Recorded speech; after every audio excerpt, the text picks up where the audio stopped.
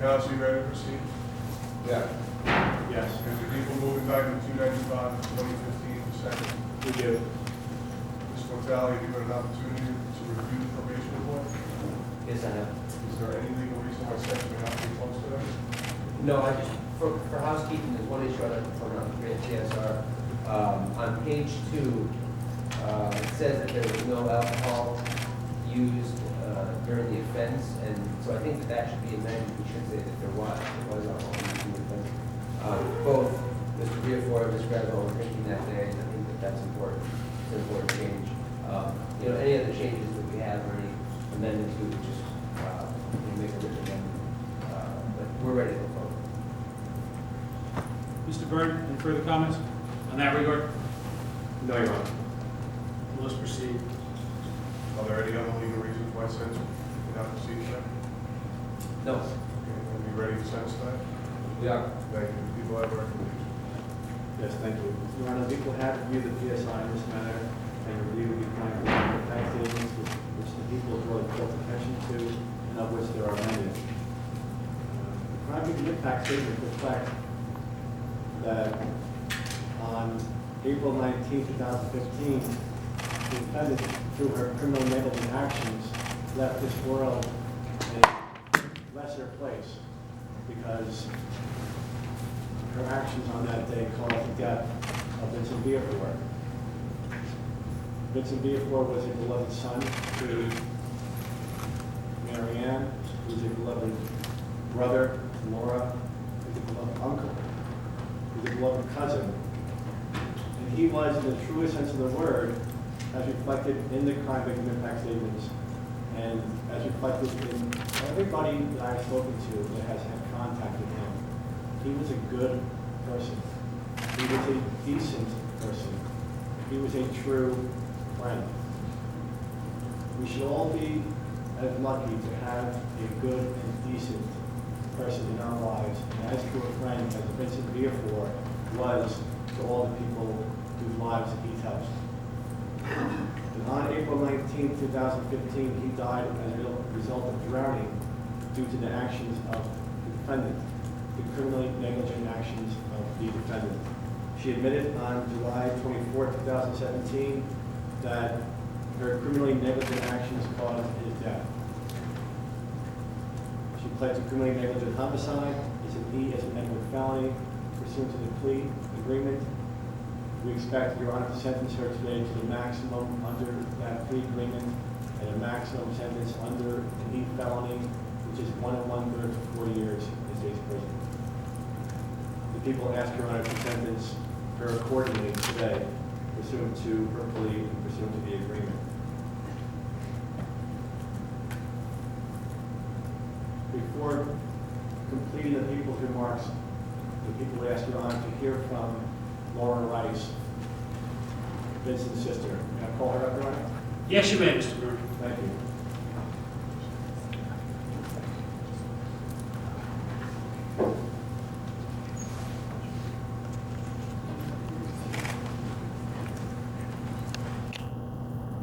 Ms. Rice, would you please state your full name for the record? Yes, Laura Elizabeth Rice. We're going to make sure that the microphone is working clearly so that we all can hear you up here. Laura Elizabeth Rice. Thank you. Please begin. On April 19, 2015, my brother Vinny died a very tragic death, and the lives of all who loved him will never be the same. When I think of my brother's last moments alive, I think of the pain he must have endured, and I visualize him trying to survive hypothermia in the freezing cold river, confused and not understanding why the woman who said she loved him and wanted to marry him did nothing to help him. Over the past 2.5 years, my family and I have quietly sat back through multiple adjournments, inaccurate statements, and accusations against my brother. So I'd like to take this opportunity to tell you all about Vinny and the wonderful person that Andrew took away from us. Vinny was my little brother, always wanted to be included, and followed me around like my shadow. He grew up fast, and from the little boy his family called Little Vinny, he became an amazing person. He was loyal, dedicated, brave, and fearless, living every day to the fullest. Vinny was a caring person. When he would see someone in need, he wouldn't think twice about helping them. He would stop and give a homeless person a few dollars, and when the little girl next door had a problem with his bike tire, my brother, as usual, delayed what he was doing and took her to the bike shop to get her tire fixed. He touched many lives and gave so much to the people around him. He was full of life, seeking new experiences, and was always involved in something, from playing pool to volleyball or running on the walkway. He also loved to cook and eventually mastered the art of making smoked ribs, which became the signature dish one he brought to every party. Vinny was a special person with a huge heart and was loved by so many people. After 18 years of marriage, he had a special relationship with his former wife, Sue. He had more friends than anyone I've ever known, and these friends are truly amazing people. In fact, during the time he was missing, they never gave up on the search for him or the support of our family. Since this tragedy occurred, they have shown their love with their ongoing messages, tributes to his life, and annual gatherings respecting his life and legacy. My brother and I were very close. We talked often and were always there for each other. One of the hardest things for me as a parent is seeing how the death has impacted my children. Vinny was very close to them, and for my son Michael, Vinny was like a big brother, always including him and spending time with him. My son will forever be affected by the loss of his uncle. As for my daughter Melissa, Vinny was the fun uncle and made her feel special. She now has a daughter, and it's especially hard knowing that she will never get to meet her great uncle who would have adored his grandniece. As for my mother, there are no words that can describe how she feels losing a child, especially her only son. This truly is one of the most devastating events a mother can go through, especially when the death is so tragic and caused intentionally by someone else. Her life will never be the same. My brother did not deserve to have his life end this way. Our family feels Angelica should be held accountable for the actions she has admitted to, where a short 4-year sentence does not seem just. Furthermore, serving a portion of that sentence seems even more unjust. Also, we strongly believe that this injustice is brutally difficult to deal with, and in turn, Angelica, as a non-citizen of the U.S., should be immediately deported upon completing her sentence. Vinny's life ended far too soon. The world has lost a truly amazing person, and we can never get him back. Vinny is missed every day and will never be forgotten and remains in our hearts forever. Thank you, Ms. Briscoe.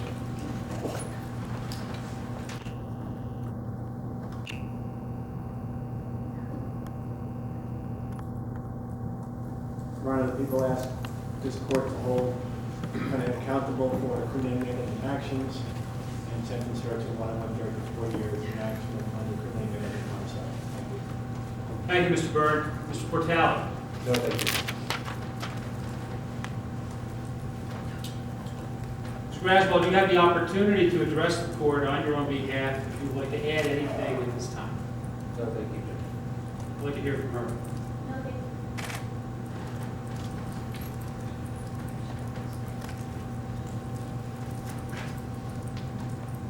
The remarks that we just heard by the victim's sister are very similar to the statements contained in the multitude of letters that were received and attached to the pre-sentence report from friends, cousins, Vincent's mother, and others, all pointing out these wonderful character traits that Vincent exhibited through the years and what a great friend he was. Some with, of course, different vignettes interspaced therein. But many of them also make reflections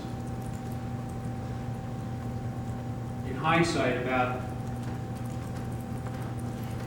Angelica Graswald's involvement in their lives, none of which, as would be expected at this time, are particularly flattering, although they are rather, they're not as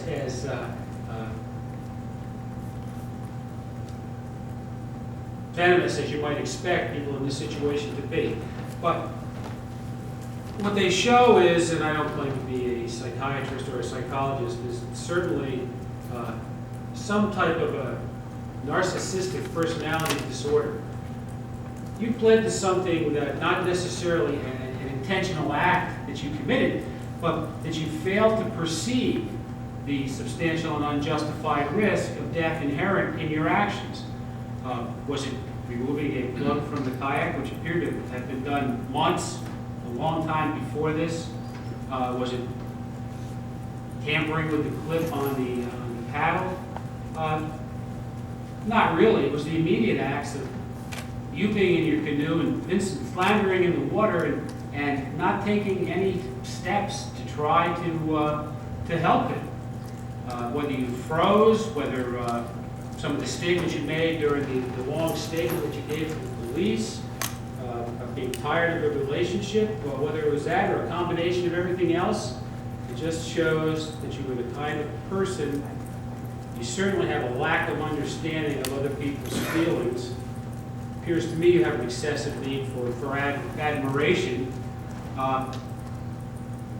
You certainly knew how to end unsatisfactory relationships in a manner that would be socially and legally acceptable. It's reflected in the pre-sentence report that you were married twice, divorced twice, moved on with relationships. You could have walked out on Vinny if you were unhappy, rather than whatever it is was in your mind that led to removing the plug and the other actual acts that you took.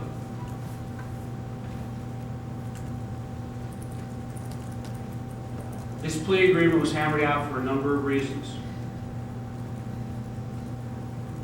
many of which would spare the family and friends the pain and heartache of going through a trial. The sentence that's about to be imposed is the maximum that is allowed under our statutes. It may not seem to be a lot of time, but you've already been in custody for well over 2 years. It's my understanding that there will be immigration, naturalization consequences as a result of this plea. You put yourself in this situation. All I can say is you exhibit such exaggerated feelings of self-worth, and Vince Viafor was the unnecessary victim of that.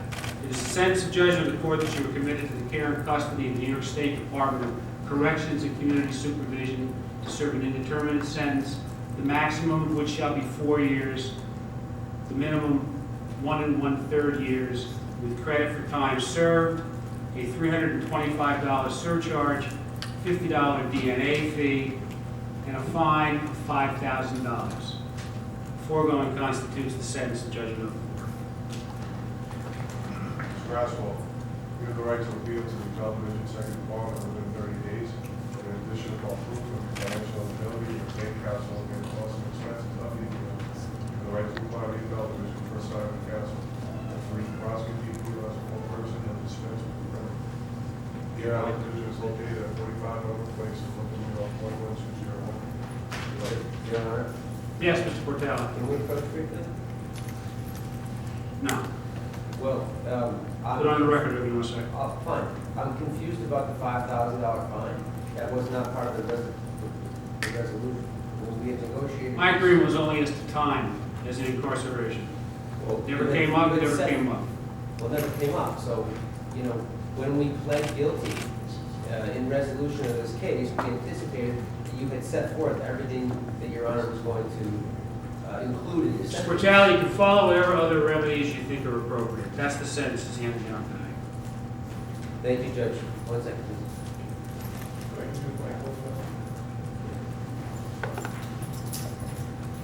No, my objection. Noted.